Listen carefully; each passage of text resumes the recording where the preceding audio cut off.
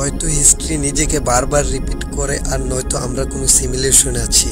Abraham Lincoln আর John F Kennedy দুজন US president. অবশ্যই জানো আব্রাহাম লিঙ্কনকে 1846-তে আর জন এফ কেনেডিকে 1946-তে, এক্স্যাক্টলি 100 ইয়ার্স পর 1816-তে লিঙ্কন প্রেসিডেন্ট হয়। দুজনই লড়াই করেছিল সিভিল রাইটসের জন্য।